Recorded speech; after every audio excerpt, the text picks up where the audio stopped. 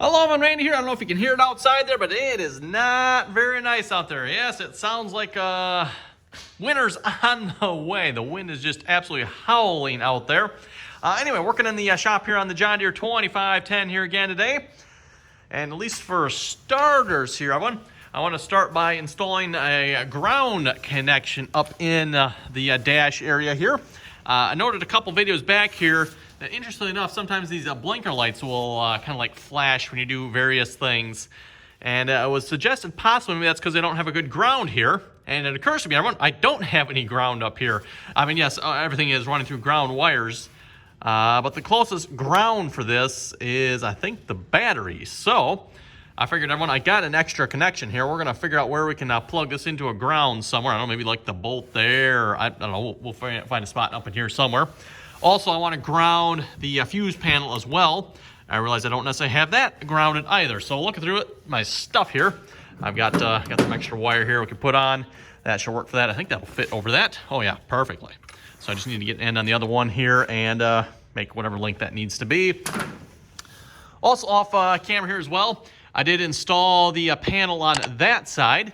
So that is on. And then we'll see us maybe today as well, get the panel up the side there and along the top as well. And then we also need to see what's maybe about that post and that post as well. This post, at least I can get something on. I'm not sure about that one. That's the wiring there, so I don't know if I can do anything with that or not. That might be just, that's going to be the way it is. I'm not sure. But we'll at least see if we can do something about it. Let's see what's here. And then, yeah, might work on the battery box here as well. Get the cover for that done. We'll see once we get to here.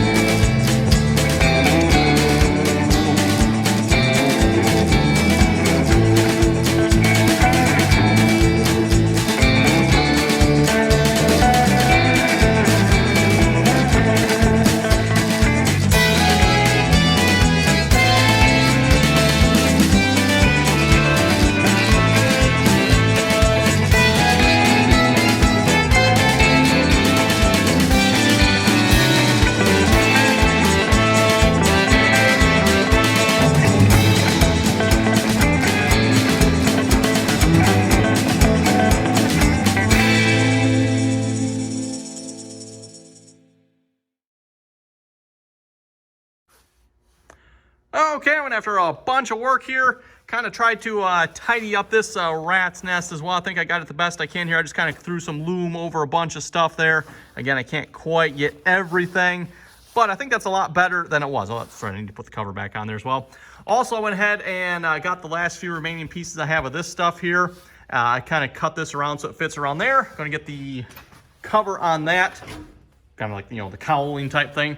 We're going to put that back on. I'm assuming, everyone, hopefully this will be the last time I've got to take this on and off. It'll be the last time putting it on, hopefully. Same thing for that as well. Hopefully we're done getting in there. So I'm going to go ahead and get that screwed on here a minute. And yeah, we'll move on. Okay, as I mentioned, everyone, wanted to take the tractor for a test drive here. Mind you, I don't have any doors or windows on here, but I kind of want to test out the unit here, see what it'll do. It is not very nice out there. The wind is howling, blowing pretty good, and it's balmy. I don't know, I think it's probably like 45, 50 degrees out. Sun is shining at least, but it's also not the warmest in the barn here. So let's see how it starts. I wouldn't really call this like a cold start, but it's not very nice. So we got everything, should be good, I think, right?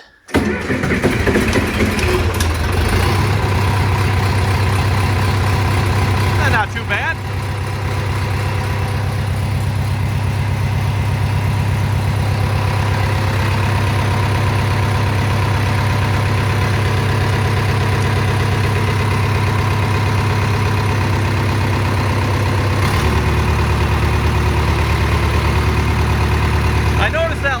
On, but give it a minute. I think it'll go out. That's what it did last time too.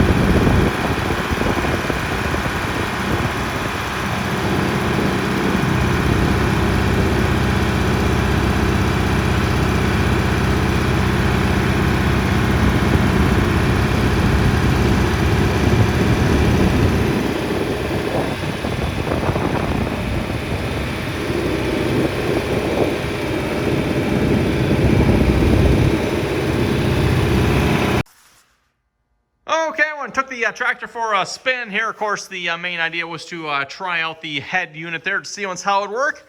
And we might have to go back to the drawing board here a little bit, everyone. The AC seemed to work. I couldn't tell, though, because it's, again, it's like 40 degrees out. So I don't know. But it seemed like the AC was working. And per the voltage readout there up top, it said it was maintaining voltage at 14.7 volts there with the alternator. I'm assuming the AC was running. I had it on the AC setting. I had it on the cold. It was definitely blowing cold air, but then again, it's cold outside, everyone, so I don't 100% know. I guess, yeah, I almost need like a nice warm day to actually properly test that. Anyway, as far as the heat setting goes, everyone, that did not work. Well, it did for about a minute before it would go and pop the circuit breakers over here. And again, I call them circuit breakers. I guess that's the right name for these. Again, I got dual 150 amp circuit breakers here, and it would pop both of them, which is, wow. I wasn't quite expecting that there. That's, I don't know, I got two of them, everyone. So does that mean you got 300 amps? Or is it just, are they still more like about 100 or maybe 100, well, 150, be a little over 150? Not entirely sure how that works out. Now, they didn't pop right away. It did take like a minute or so before they finally pop, but they would eventually pop. And of course, nice thing with these, you just, put them back in position. They're back and ready to go again. But still, wow. Curious as to how much that heater on there draws then. Per the documentation, I don't know if it actually says, everyone. Oh, I don't know. I'm gonna have to maybe go back and look. I think on the cooling setting, I believe it's 1,000 watts this thing can use. I'd like to say it's 1,000 watts anyway. And that's a 9,000 BTU AC. So 1,000 watts. The heater is 6,000 BTUs. which is smaller if you ask me, but does that mean it uses less or does it mean it uses more? A heater. I don't know, everyone. I'm going to have to go and look, see if I can figure out how much the heater uses, because apparently it's more than what these are capable of, which is slightly concerning because I was hoping that part would work, but interesting. Anyway, as far as the rest of the cab goes, everyone, seems like it's really nice. Definitely can tell, even without the glass on here, it definitely sounds like it's a lot quieter in the cab. It's definitely dampening the sound, which we're going for. I mean, again, everyone, we got open holes. We got, there's no glass here. There's no doors. But yeah, at least, one thing, I should have got a 24-inch one here, everyone. It's not quite as high as the cab. In fact, it's not even close. It's like probably about 6 inches short. So yeah, should have got a 24-inch one. I might have to go back and do that. They weren't that expensive, but oh well. Yeah, actually, you know what, everyone? I think we might just wrap this video up here. I don't know. We actually did a lot today, everyone. I know it may not look like that, but it took me quite a while to clean up that wiring, get that taken care of. And I didn't record all of it because, yeah, most of it was just me leaning inside the cab there at an awkward angle. In fact, I can still feel it. Yeah, that's I had to stop every so often so I can, like, stand up straight and take all the kinks out because, yeah, like, bending in through here just was not... Oh, you know what? Maybe before we wrap it up, maybe I'll get those two pieces on. I should do that. Yeah, we can do that yet here today. Then maybe we'll call it a wrap here. I did get some fabric glue. So we got, or actually headliner adhesive, I guess it's called. Headliner adhesive. So getting ready to maybe hopefully do some fabric up top here. I'll probably wait till maybe I get there's supposed to be a rough kit, and I haven't got it yet. It's supposed to be a rough kit that you can put on that AC unit. So, I guess if you're going off-road with it type of thing, it's a little more secure mounting system. I read about that in the directions there. So like I said, I'm going to see if I can get that. Yeah, anyway, let me see if I can get... And two highly customized pieces later here. Yeah, there's a lot going on with these pieces. We got angles here, we got angles there. We got the wiring coming through on both pieces here, so we got to cut out for that. Then this one a little bit. This one here, of course, we got wiring running behind here. This one actually should turn out pretty good. I think this wiring here should, right there, that should just tuck right in there. That'll look really nice with that, I think. Also have the brake pedal on this one here, which is kind of annoying. I did think about, considered, like chopping an inch off the brake pedal, but I, didn't seem like a real great idea. You can see it actually does rub on the cab there just a little bit. Yeah, it's too bad. I mean, this just need to be back a little bit further, but oh well. Anyway, we'll get these glued in here, but I need to find out where I left my glue and, oh, right here. There we go. Again, if you haven't seen what I've been doing before, just contact cement. I've switched to using the gel stuff here. This seems like it works pretty good gel formula, just because this stuff really soaks it up, so that it kind of keeps it on the surface a little more, I think. So let's get the glue on these and we'll stick them on. Okay, there we go, everyone. Oh, and the light turns on the phone here again. That's interesting. New feature, I guess. Apparently, it turns the flashlight on the phone on when you start recording if it's dark. Well, that's cool. So, yeah, it's got those pieces on. They turned out pretty good here. This piece, I think, turned out better than this side. Well, no, I guess maybe about the same. I don't have that large gap there, at least. I do have a couple cans of spray foam there. Like I said, everyone, I think I'm just going to put a little in there. We'll kind of trim it down. So, again, I'm planning on, I don't know what I'm going to put over this yet. I was initially thinking fabric, everyone, but then I realized, fabric down here probably wouldn't be the greatest idea. I do have some vinyl there. I don't remember what colors I have. I'll have to check. If those colors, looks like we got like a dark, kind of like a greenish dark gray there. That might work. Maybe I can put that down here because, again, a vinyl, we can clean that off. You get a little dirt on it, you scuff it or something. Doesn't matter quite as much as this, say, the fabric. Of course, I plan to put the fabric up top, by the way, but... so yeah, I think that looks pretty good. Oh, I guess we just kind of flipped corners, didn't we? Got a big hole gap there. We got a big gap up here. Oh, well, you can see where I trimmed this piece off because of the wire there. So, oh, well, it's glued on. Looks like it's pretty good. I got a couple clamps just to kind of hold it, make sure it doesn't go anywhere. Seems like that's pretty solid. I did wait about 15 minutes before I stuck these on. To say I put plenty on would be an understatement. Oh man, I can still smell it yet. Whew. Anyway, I think I better get on this cab here. And no, I didn't sit up in the cab for the full 15 minutes waiting for that stuff to dry. Anyway, everyone, on that note, we're going to wrap this video up here. So again, like I was saying, at least for the heat anyway on this, everyone, I'm going to have to maybe rethink this look and see once if I can see once how many amps it's actually using. I guess then it's more than 150, or is it more than 300? Because again, it's 250 amp fuses. I'm not sure how that exactly works there. As far as like heat off all this goes, everyone, I did check that. Nothing was hot except for the relays down here. The relays were quite hot, I would say. The rest of it, this was a little warm. The inverter itself, kind of would expect that, right? I didn't notice any heat on the batteries, the cables here. I didn't notice any heat up here at all. Any of these cables, I kind of went around, felt everything.